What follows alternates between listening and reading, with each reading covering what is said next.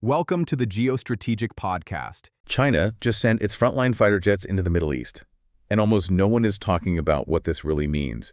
For the first time ever, Chinese J-10C fighters and a KJ-500 Flying Radar Command aircraft are operating in the skies over the UAE. This isn't a drill, and it isn't symbolism.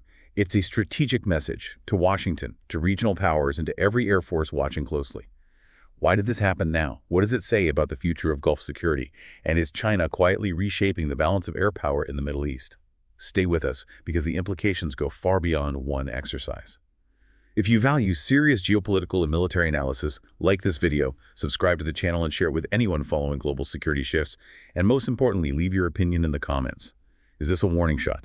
A new alliance model? Or the beginning of a multipolar air power era? This is a conversation the mainstream isn't having, and your voice matters here. It really is one of the most significant military shifts we've seen this decade, and it's happening almost under the radar. We're talking about Falcon Shield 2025. And it's not just another exercise, is it? Not at all. The strategic community is calling this a significant turning point, and that's what we need to get into.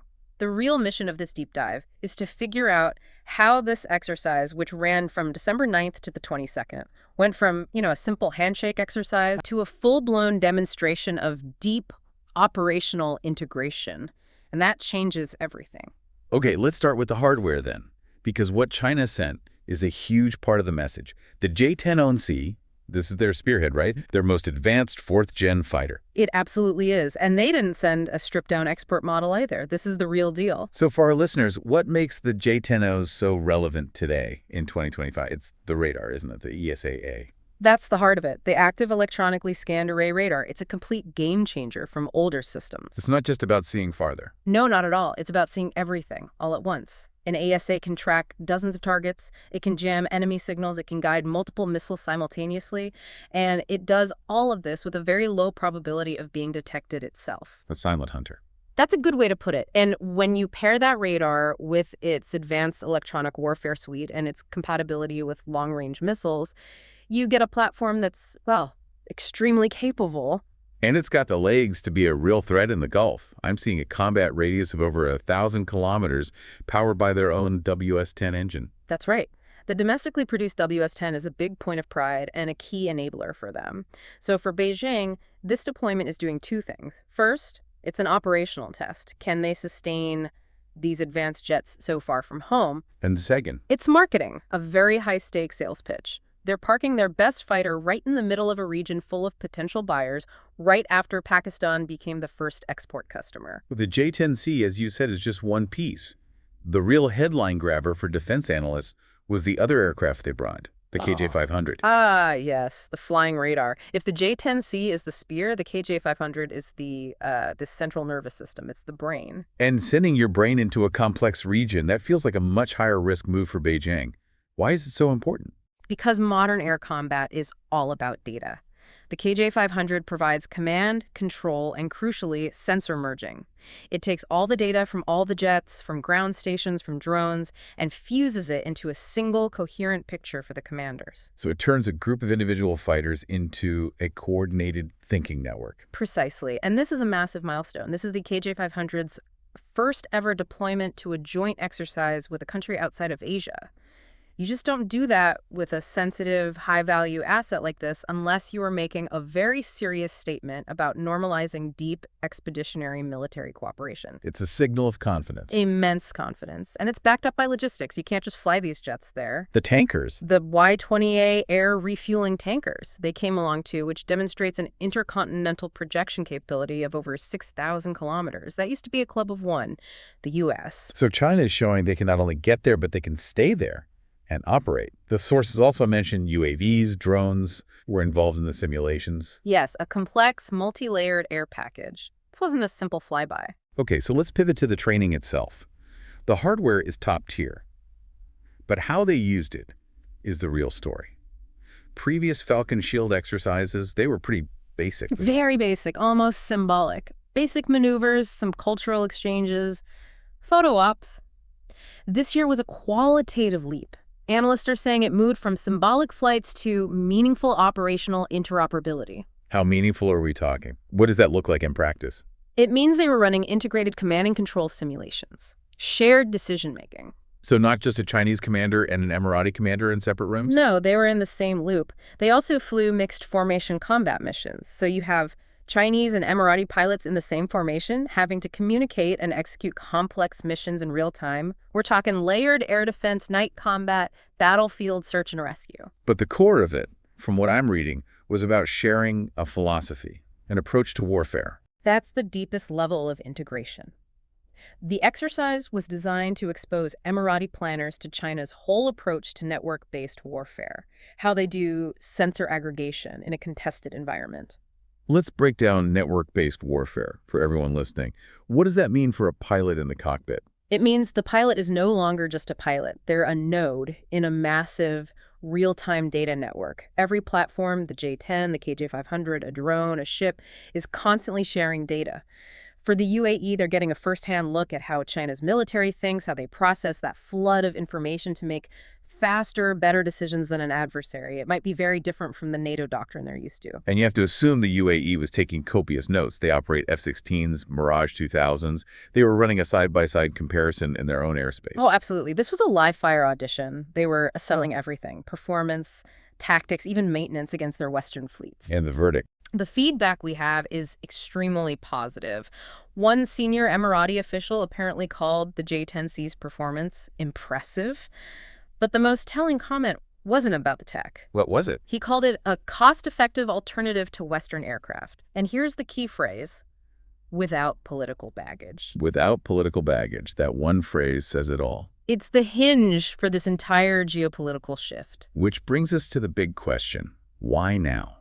Why is the UAE, a major U.S. security partner, making such a bold move? The timing seems critical. The timing is everything. This is happening against a backdrop of intense superpower competition and a lot of regional instability.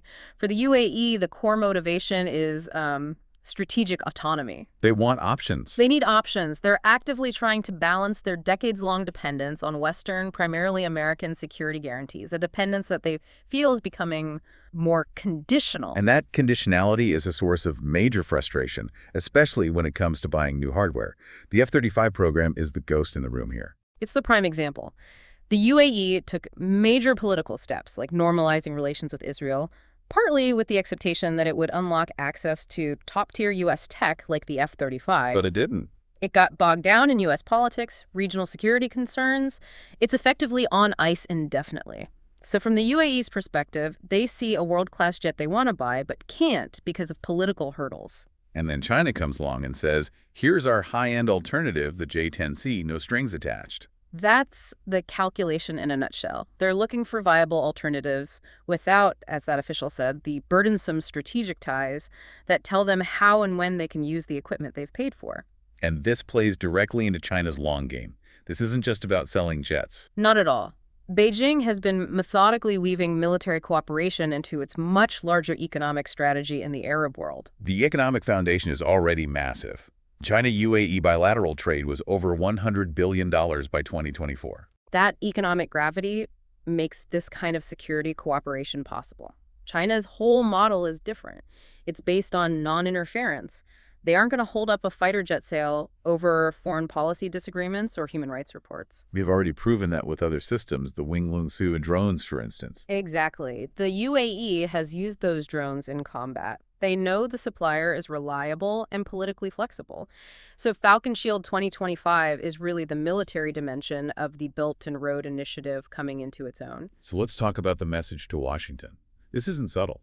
Deploying these specific assets is a major geopolitical signal. It's a very loud signal. It demonstrates not just capability, but the willingness to project high-value strategic assets right into a region the U.S. has dominated for 50 years.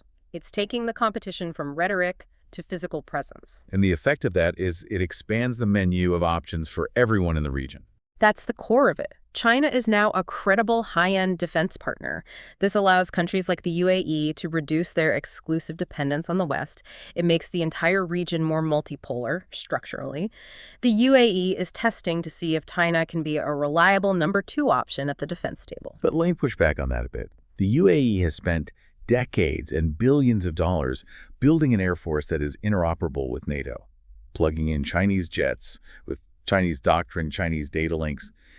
That's not simple. Isn't there a huge operational risk? That is the multi-billion-dollar question, and it's the trade-off they're weighing. They are absolutely aware of the technical challenges, but they seem to be betting that the political flexibility and the affordability of a platform like the J-10C is worth the logistical headache. So it's not about replacing the U.S. I don't think so. It's about supplementing. It's about future-proofing their security. They're making sure that if Washington decides to turn off the tap tomorrow for political reasons, they won't be left with nothing. They'll have a viable, modern alternative that they're already trained on.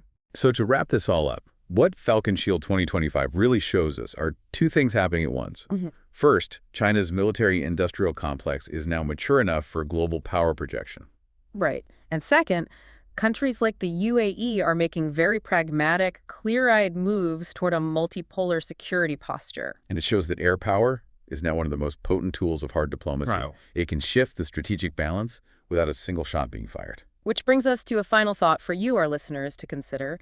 Think about the price tag. An aircraft like the J-10C offers truly modern capabilities, but at a fraction of the cost of a Western 5th-gen fighter, which can easily top $100 million per plane, not including the life cycle costs and the political restrictions. A huge difference. So the question is, what happens to global security when affordable, capable, and politically unconstrained air power becomes widely available to any nation that wants to assert its own strategic autonomy? That affordability really changes who gets a seat at the table. A fascinating and slightly unsettling thought.